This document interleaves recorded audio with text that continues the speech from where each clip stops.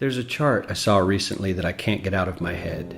A Harvard business professor and economist asked more than 5,000 Americans how they thought wealth was distributed in the United States. This is what they said they thought it was. Dividing the country into 5 rough groups of the top, bottom, and middle 3 20% groups, they asked people how they thought the wealth in this country was divided. Then he asked them what they thought was the ideal distribution.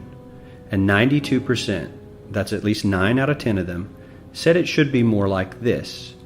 In other words, more equitable than they think it is. Now that fact is telling, admittedly, the notion that most Americans know that the system is already skewed unfairly. But what's most interesting to me is the reality compared to our perception. The ideal is as far removed from our perception of reality as the actual distribution is from what we think exists in this country. So ignore the ideal for a moment. Here's what we think it is again. And here is the actual distribution. Shockingly skewed. Not only do the bottom 20% and the next 20%, the bottom 40% of Americans barely have any of the wealth. I mean, it's hard to even see them on the chart. But the top 1% has more of the country's wealth than 9 out of 10 Americans believe the entire top 20% should have. Mind-blowing.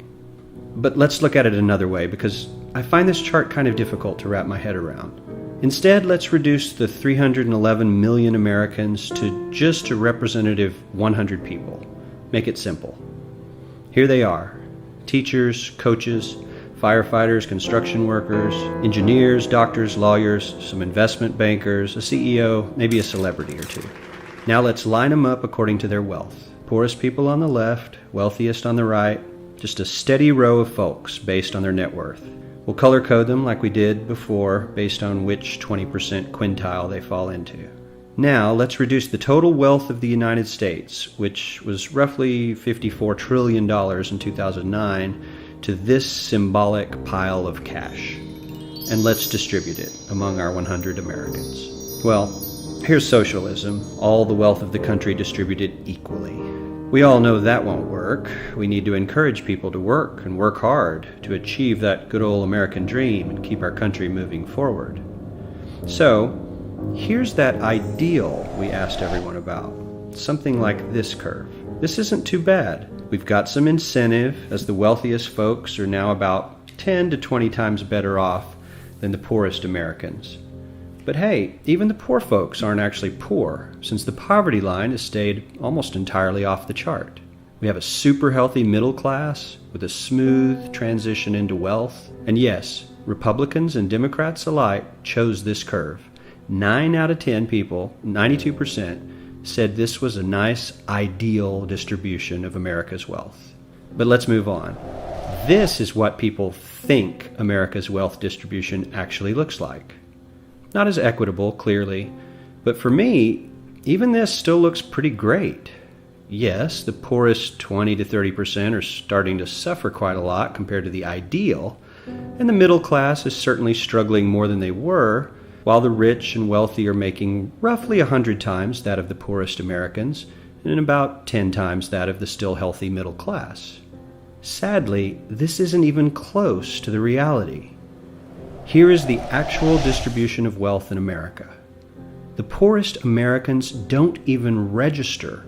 They're down to pocket change, and the middle class is barely distinguishable from the poor. In fact, even the rich between the top 10 and 20 percentile are worse off. Only the top 10% are better off. And how much better off? So much better off that the top 2 to 5% are actually off the chart at this scale. And the top 1%, this guy, well, his stack of money stretches 10 times higher than we can show. Here's his stack of cash, restacked, all by itself. This is the top 1% we've been hearing so much about. So much green in his pockets that I have to give him a whole new column of his own, because he won't fit on my chart. 1% of America has 40% of all the nation's wealth.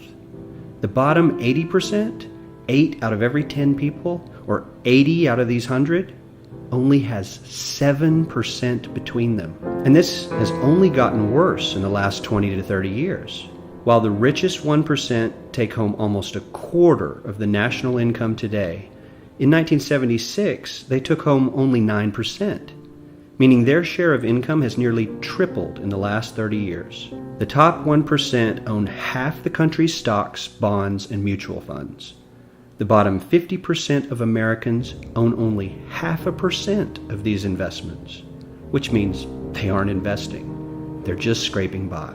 I'm sure many of these wealthy people have worked very hard for their money, but do you really believe that the CEO is working 380 times harder than his average employee? Not his lowest paid employee, not the janitor, but the average earner in his company. The average worker needs to work more than a month to earn what the CEO makes in 1 hour.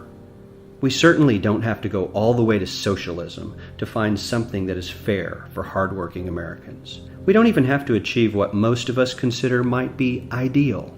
All we need to do is wake up and realize that the reality in this country is not at all what we think it is.